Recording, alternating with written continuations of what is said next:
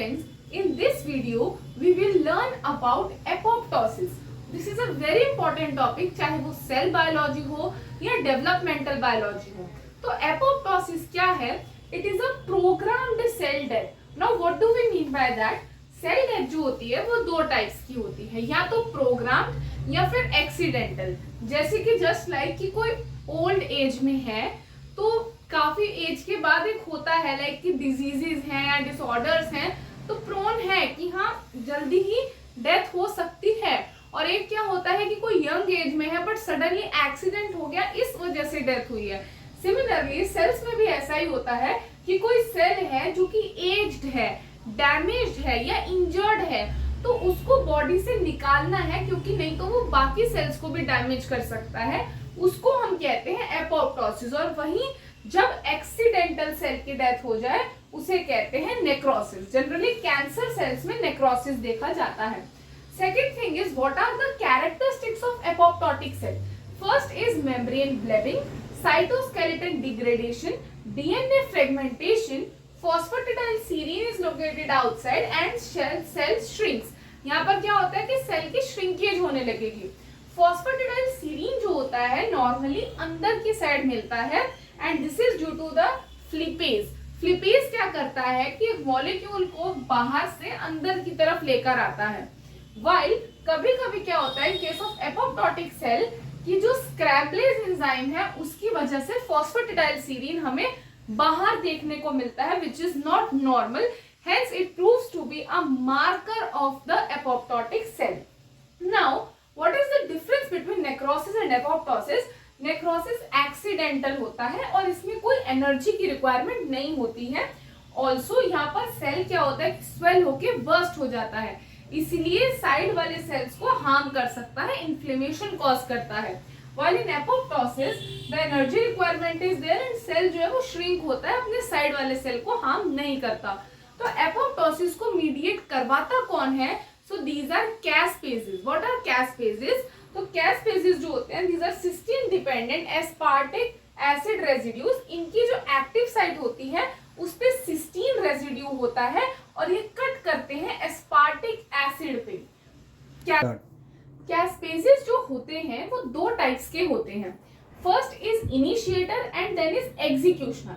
Initiator जैसे नाम पता चल रहा है कि सबसे पहले जो एक्टिवेट होते हैं वो इनिशिएटर होते हैं, वो प्रोसेस को इनिशिएट करते हैं. फर्दर फिर एग्जीक्यूशनर वाले कैस्पेसेस जो है वो एक्टिवेट होते हैं. तो कैस्पेस पहले एक इनएक्टिव फॉर्म में होते हैं दैट इज प्रोकैस्पेस एंड देन वो एक्टिवेट होके कैस्पेस बनाते हैं. सो इनिशिएटर के एग्जांपल है 2, 8, 9 एंड 10 एंड एग्जीक्यूशनर के एग्जांपल है 3, 6 एंड 7. सो एपोप्टोसिस में जो सबसे मेन है दैट एपोप्टोसिस क्या है, उसके कैरेक्टर्स क्या है, how it is different from necrosis. And normally जो कैंसरस सेल्स होते हैं वो एपोप्टोसिस के पाथवेज को एस्केप करते हैं. कराने वाला है caspase. Then the two major pathways are extrinsic and intrinsic pathway. तो अब ये एक्सट्रिंसिक पाथवे क्या है? जब भी ऐसा कुछ बाहर से लाइगेंड आता है जो कि है Fas ligand which binds to Fas receptor, generally this is present on a natural killer cell. तो क्या होता है ये दोनों ही जो है these are homotrimers and belong to tumour necrosis factor. तो this binding activates FADD that is Fas activating death domain. इससे एक्टिवेट हो जाता है प्रोकैस्पेस 8. यहाँ पे प्रोकैस्पेस 8 आपका इनिशिएटर कैस्पेस है. तो ये दोनों मिलाकर बनाते हैं DISC that is death inducing signal complex. इसके बाद एग्जीक्यूशनर एक्टिवेट होगा जो कि है 3 एंड फाइनली एपोप्टोसिस हो जाएगी. So in extrinsic pathway when Fas ligand binds to Fas receptor this will lead to the activation of Fas activating death domain जो कि प्रोकैस्पेस 8 को एक्टिवेट करेगा that is initiator. Then executioner activate होता है and then finally apoptosis.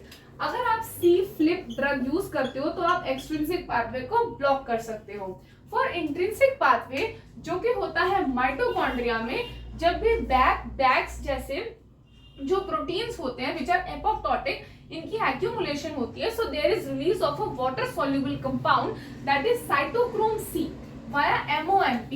ये cytochrome C जो होता है वो अपैफ 1 से बाइंड करता है and this results in the formation of a homoheptamer जिसको हम अपेप्टोसोम बोलते हैं। वंस दिस इज फॉर्म तो क्या होगा, इनिशिएटर एक्टिवेट होता है that is procaspase 9 to caspase 9, then executioner that is procaspase 3 to caspase 3 and finally क्या होती है, एपोप्टोसिस हो जाती है। तो जो एपोप्टोटिक प्रोटीन्स है they can be either pro apoptotic या anti apoptotic. So pro apoptotic means ऐसे प्रोटीन्स जो कि एपोप्टोसिस को प्रमोट करते हैं, और एंटी मतलब जो कि उसको इनहिबिट करते हैं। तो प्रमोट करने वाले या तो स्ट्रक्चरली सिर्फ उनके पास BH3 ओनली डोमेन हो तो उसके एग्जांपल्स है बिग, बीम, प्यूमा, नॉक्सा। और अगर आपके पास BH3 1 2 3 ये सारे डोमेन्स हैं तब एग्जांपल होती है बैक एंड बैक्स।